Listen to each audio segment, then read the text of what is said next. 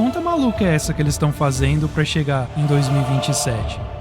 O Papa estava lutando pela vida já tem uns meses aí, e como você já deve ter visto, ele veio a passar esses dias. Inclusive, já em fevereiro, o Vaticano estava ensaiando já o funeral dele, né? Então, quer dizer, eles já estavam prevendo que isso ia acontecer. E eu estava pesquisando a respeito e uma coisa que me chamou a atenção foi essa profecia apocalíptica do Vaticano, de 900 anos atrás, ressurgindo em meio à doença do Papa Francisco. E como nesse canal eu gosto bastante de abordar a história, a cronologia do tempo e como isso tudo tá errado, e essa profecia aqui mostrou um cálculo para o fim do mundo sendo em 2027.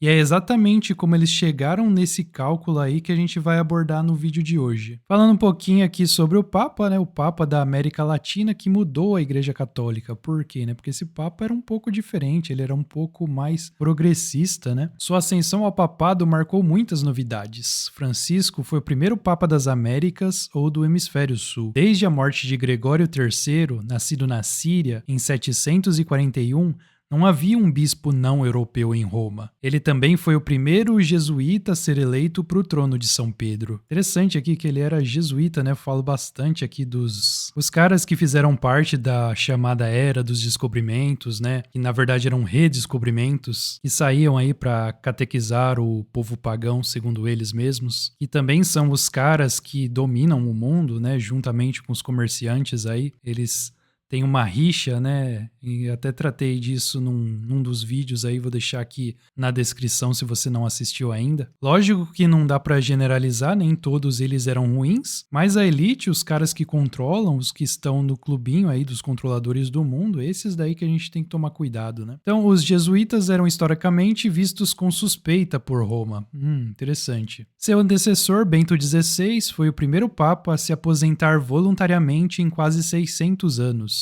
E por quase uma década, os jardins do Vaticano receberam 2 papas. Então, como você já deve saber, esse papa é argentino e ele já estava na casa dos 70 anos quando virou papa em 2013. E o que pegou desse papa é que ele era um tanto progressista, como eu comentei anteriormente. Ele era um pouco mais liberal em alguns assuntos aí, né? Eu acredito que esse papa pertencia à parte mais disruptiva aí dos controladores. Isso por conta das agendas que ele defendia e essas agendas não serem um tanto conservadoras, assim como a própria Igreja de Roma é. Bom, eu não conheço muito esse Papa, não pesquisei muito a fundo a respeito da vida dele, mas a gente sabe que para você entrar nesse clube aí dos controladores, você precisa fazer algumas coisas, né? Não é tão simples assim. Então, mesmo que a pessoa entre nesse clube com boas intenções, você tem que se adequar às regras do clube, né? Então, até aqui, ó, esperava-se que sua origem pouco ortodoxa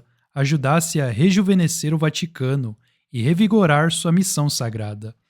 Mas, dentro da burocracia do Vaticano, algumas das tentativas de reforma de Francisco encontraram resistência, e seu antecessor, que partiu em 2022, continuou popular entre os tradicionalistas, né? Então, ele não conseguiu fazer muita coisa aí. Então, aqui o nome dele era Jorge Mário, de Buenos Aires, Argentina, gostava de dançar tango e era torcedor do time de futebol São Lourenço. E por falar em futebol, as casas de apostas estão aproveitando esse evento aqui, ó, Bets do Vaticano. Sites de apostas lucram com a eleição do novo Papa. Os caras não perdem nem tempo, até com isso aqui, né? Aqui tem uma foto do Papa com o símbolo aqui do São Lourenço, né? Mas isso aqui foi só para você ter uma ideia de como era o Papa, quem era o Papa, né? Vamos pro que interessa agora, que é as profecias de São Malaquias. Será que elas sugerem que estamos vivendo no fim dos tempos? Vamos ver que profecia que é essa e do que ela se trata. A então profecia dos papas, a profecia de São Arcebispo Malaquias a respeito dos sumos pontífices, é uma série de 112 frases curtas e enigmáticas em latim que pretendem prever os papas católicos junto com alguns antipapas, começando com Celestino II. Foi publicada pela primeira vez em 1595 pelo monge beneditino Arnold Wion, que atribuiu a profecia a São Malaquias, um arcebispo de Armagh do século XII. Então parece que até 1590 essa profecia aqui estava dando certinha e depois disso aí começou a dar ruim, né? Começou a divergir muito. Essa daqui é a página onde está a profecia, aqui em latim, né? A saúde do Papa Francisco gerou um interesse renovado em um livro de 900 anos, conhecido como a Profecia dos Papas, que afirma prever o ano do dia do juízo final. Bom, para aqueles que precisam revisar as suas escrituras, o dia do julgamento, também conhecido como julgamento final, ou a segunda vinda de Jesus Cristo, é o dia em que Jesus retorna à Terra para julgar a humanidade e destruir a Terra e o céu. Não sei se eu concordo muito bem com isso aqui, mas vamos continuar. Essencialmente, o dia em que descobriremos quem será salvo e quem será condenado. De acordo com o livro do século XII, atribuído ao bispo São Malaquias, a data vai acontecer em 2027. Bom, essa profecia ela foi localizada nos arquivos secretos do Vaticano e descoberta em 1590, né? Descoberta, entre aspas. E aí, desde que o Papa começou a ficar doente, o pessoal começou a comentar sobre essa profecia aqui, que ele poderia ser o último Papa e que o próximo seria Pedro Romano. Agora essa aqui é a parte mais intrigante, tá? O mandato do Papa Sisto começou 442 anos após o governo do primeiro Papa. E quem que foi o primeiro Papa? O primeiro Papa foi São Pedro, ou Pedro, né?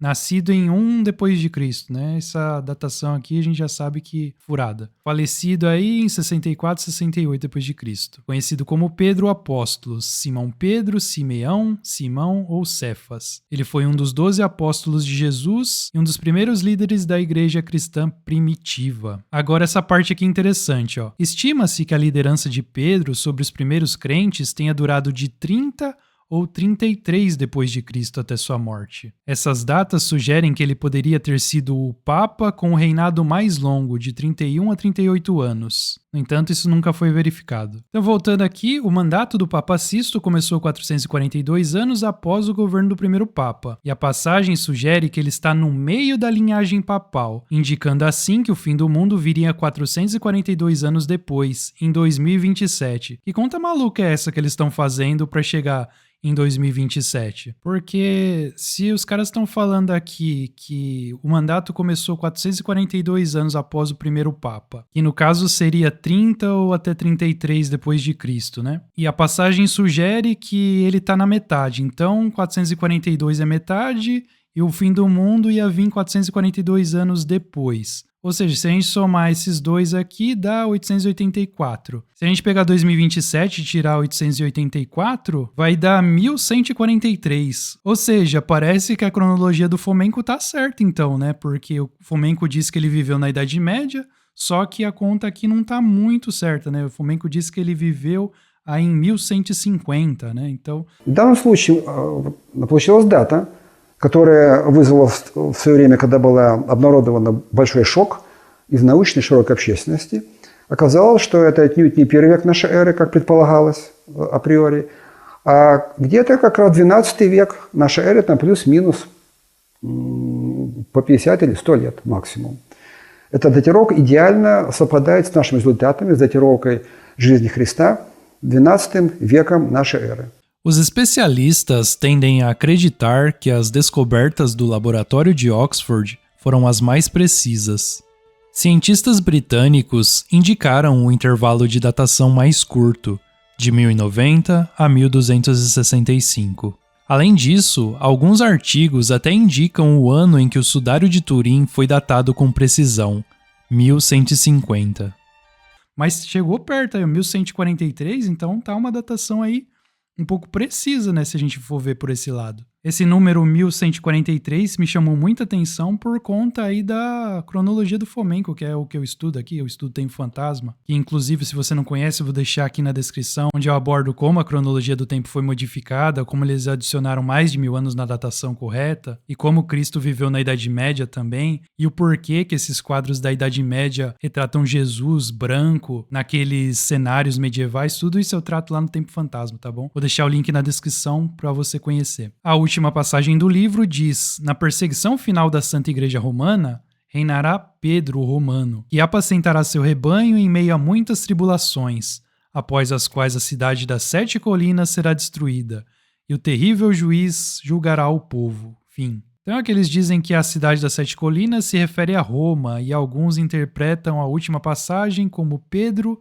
assumindo o cargo de Papa no lugar de Francisco, devido à doença pulmonar aí que levou à passagem desse último, né? Tornando assim o Francisco o último Papa. Quase esqueci de falar essa parte aqui, né? Cada descrição da profecia indica uma característica que identifica cada futuro Papa, começando com Celestino II, eleito em 1130. Olha que interessante essa datação aqui, né? Em alguns casos, as descrições atingiram o alvo de uma forma estranha. Elas levaram a séculos de especulação sobre a possibilidade da profecia ser real. Por exemplo, a descrição do futuro João 22, que foi aqui nos 1300, é de Sutore Osseo, do sapateiro ossudo.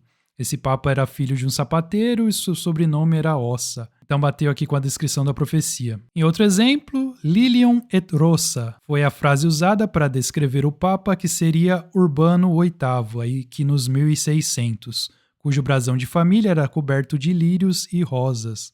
Lilium et Rossa. E aí a profecia de Malaquias foi posta em dúvida pelo fato das descrições se tornarem vagas a partir do século XVI, justamente quando os caras começaram a modificar a história, né? Mais ou menos na época que a profecia foi descoberta, entre aspas, nos arquivos romanos. Mas houve algumas coincidências significativas nos tempos modernos. A expressão pastor et nauta, que significa pastor e marinheiro, foi atribuída a João 23. Esse papa era originário de Veneza, que é uma cidade de marinheiros. E o dia que ele assumiu o cargo, indicou que o objetivo de seu pontificado era ser um bom pastor. Houve muitos outros erros, descrevendo os papas que sucederam João 23. Tem a frase flor das flores, da meia-lua e do trabalho e do sol, nenhuma das quais é uma conexão óbvia. Um pouquinho aqui sobre Pedro o Romano, não fala muito, né? Mas na profecia diz que na perseguição final da igreja romana, o Pedro vai se sentar e ele vai pastorear suas ovelhas em muitas tribulações, e quando essas coisas terminarem, a cidade das 7 colinas, que é Roma, vai ser destruída.